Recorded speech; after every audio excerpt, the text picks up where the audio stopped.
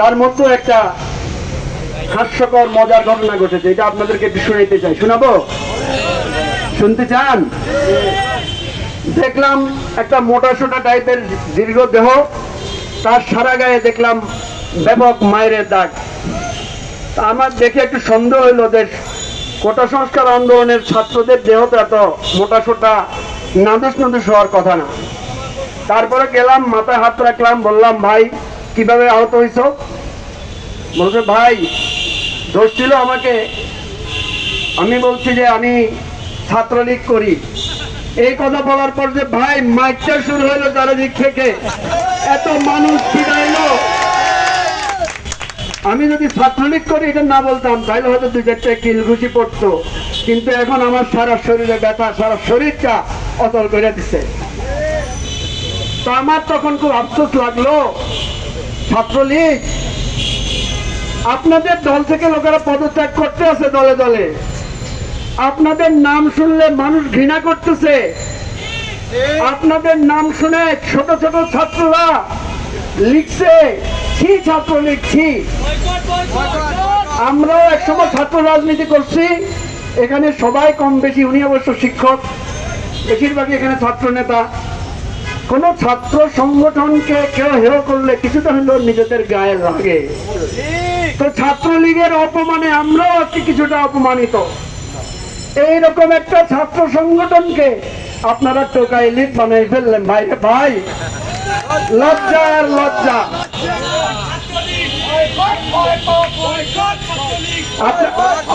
আপনারা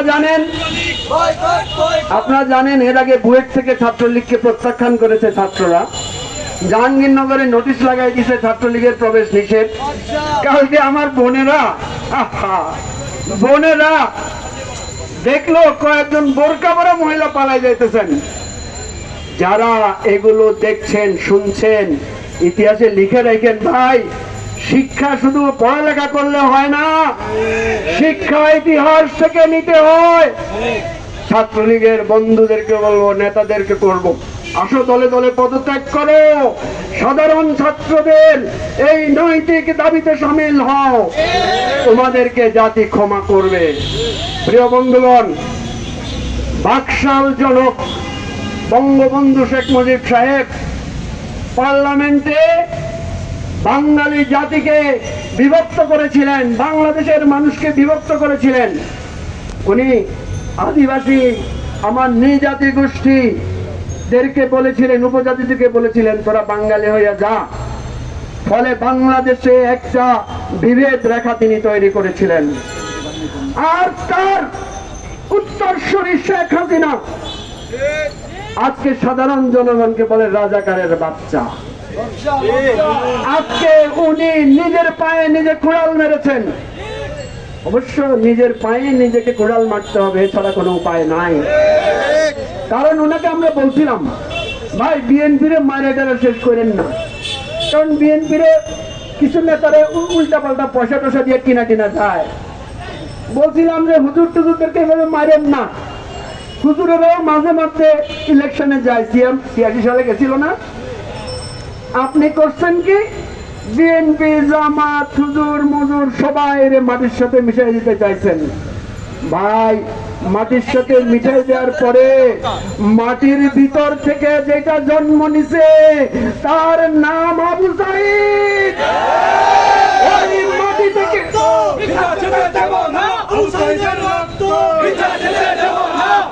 আবু সাইদ কোন পাঠচক্র করে নাই, কোন কোরআন ক্লাস করে নাই, কোন ওয়াজ মাহফিল থেকে শিক্ষা নেয় নাই।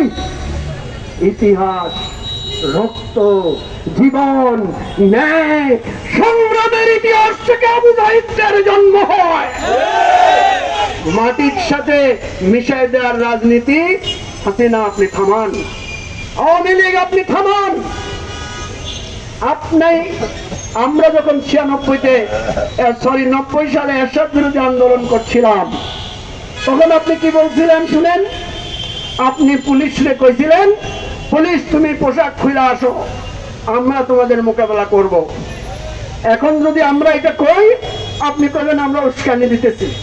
সেই জন্য কইতেছি কলা শেখ হাসিনা শেখ হাসিনা বলিয়াছিলেন, পুলিশ যদি আওয়ামী লীগ ছাত্রলীগের দালালি করতে চাও, আমার ভাই রাশেদ বলেছে, আমরা সবার সাথে একমত।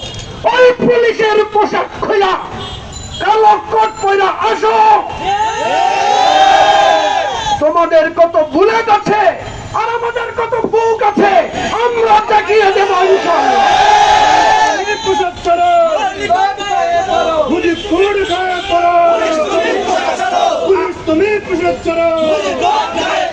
আমরা কোন উস্কানি দিচ্ছি না।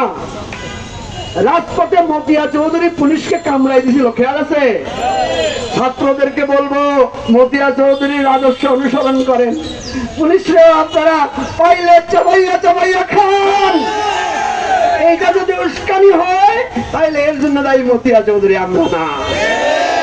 সংগ্রামী সাথী ও বন্ধুগণ, আপনারা ভাবছেন বিএনপি অফিসে পুলিশ টুলিশ দিয়ে বিএনপি ভাগে যাবে। আমি জানি না বিএনপি কি সিদ্ধান্ত নেবে। কালকে ছাত্রদেরকে ঘেরাও করছে পুলিশ, ছাত্ররা কি হল ছাড়ছে? সুতরাং এখন থেকে আমাদের শিক্ষক হলো ছাত্ররা, আমাদের নেতা হলো ছাত্ররা। আমি স্বেচ্ছায় আমার দলের নেতা কর্মীদেরকে বলছি, আজকে থেকে আমার দলের কোনো কমান্ড নাই। আন্দোলন চূড়ান্ত বিজয় না হওয়া পর্যন্ত বাংলাদেশের রাজনীতির প্রত্যেকটা কর্মীকে বলবো, জন অধিকার পরিষদ, এনডিএম, এবি পার্টি, বিএনপি সব কর্মীদেরকে বলছি, নেতাদেরকে না, এই ছাত্রদের কমান্ড মেনে আগামী দিনের আন্দোলনের শপথ নেন। শেখ মুজিবের কমান্ড ফেল করেছিল, ছাত্ররা কমান্ড হাতে নিয়েছিল বলেই দেশ স্বাধীন হয়েছিল, ঠিক কিনা? সুতরাং ছাত্ররা আন্দোলন শুরু করছিল, ছাত্র আন্দোলন। আমরাও চাইছিলাম ছাত্রদের আন্দোলনটা ক্যাম্পাসে থাকুক, তাদের কোটার দাবিটা তাদের মধ্যে সীমাবদ্ধ থাকুক। আপনারা উস্কানি দিয়ে তাদের রাজপথে আনছেন। স্বাধীনতা যুদ্ধ কিন্তু স্বাধীনতা যুদ্ধ আকারে শুরু হয় নাই, অধিকারের 6 দফার দাবিতে শুরু হয়েছিল। স্বাধীনতা আন্দোলন স্বায়ত্ত শাসনের দাবিতে শুরু হয়েছিল, স্বাধীনতা আন্দোলন ভাষা আন্দোলন দিয়ে শুরু হয়েছিল। কিন্তু পাকিস্তানি জান্তারা নির্যাতন করে, গুলি করে, মানুষ হত্যা করে এটাকে স্বাধীনতা যুদ্ধে যেতে বাধ্য করেছিল। আমাদের ছাত্রদের অধিকারের আন্দোলনকে এই আওয়ামী সন্ত্রাসীরা আজকে বাংলাদেশের মুক্তির আন্দোলনের দিকে ধাবিত করছে। আমরা সেটাকে কবুল করে নিছি। Thank you very much. সংগ্রামী ভাইরা, লড়াই চলছে, ফয়সালা হবে রাজপথে। খোদা হাফেজ। বাংলাদেশ জিন্দাবাদ।